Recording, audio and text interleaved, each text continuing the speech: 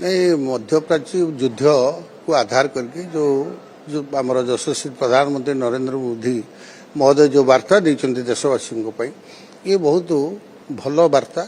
कारण आम मान सचेतन हबू विशेषकर आम गोटे अभ्यास परिणत हो गलु गोटे गोटे घर मानक प्राय 2टा 3टा 4टा गाड़ी एवं जदि विशेषकर आम भारत वर्ष आम देश तो तैल सेमती उत्पादन होनी बाहर आसुची ये जो युद्ध कारण आज बहुत कटकणा है तथापि आश्वासना भरोसा भी देते प्राय जो ईंधन गैस ठू आरंभ कर विभिन्न कथा अच्छी से मौजूद भारत वर्ष अच्छी से माने व्यस्त हबार ना ताको आम लाइन अप कराऊँ समस्त पाखे पहुँचू एक कथा भी कहते विशेषकर ये जो वार्ताटी विशेषकर साधारण लोक मान अच्छी जमीक आमर स्वास्थ्य दिगरे शरीर स्वास्थ्य दिगरे जमी गोटे एक्सरसाइज गोटे गाँ मुंडे हाटटे अच्छी आम जाइए परिवारटे नहीं आसपर किंतु पाख गाँ मुंडर हाट थी आम गाड़ी बाइक धरिकी पलि जाऊँ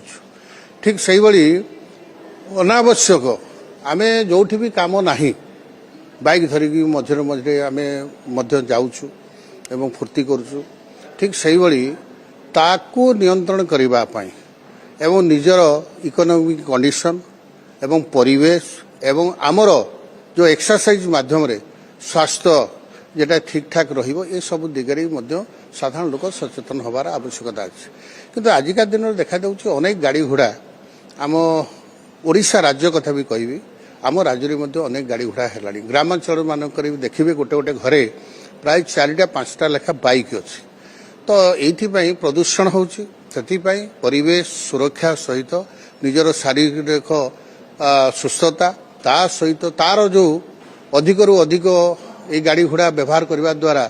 जो आर्थिक बुझटा पड़ुछि घर पाई से सुधरी जीव आर्थिक अभिवृद्धि से दृष्टिकोण ये वार्ता जो जनसाधारण को देते समस्त आम सचेतन होकर वार्ता को ग्रहण करने दरकार आउ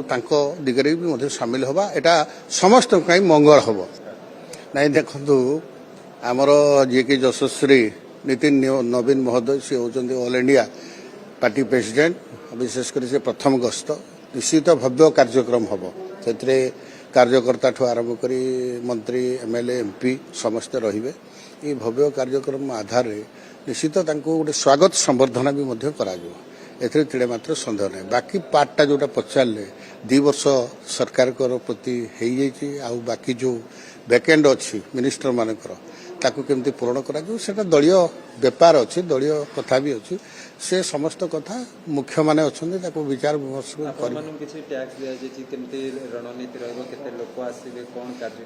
नहीं निश्चित भाव में तो कार्यकर्ता माने आग्रही अच्छा आम ऑल इंडिया प्रेसिडेंट जेहेतु आम समस्ते जीवु आम केते बाट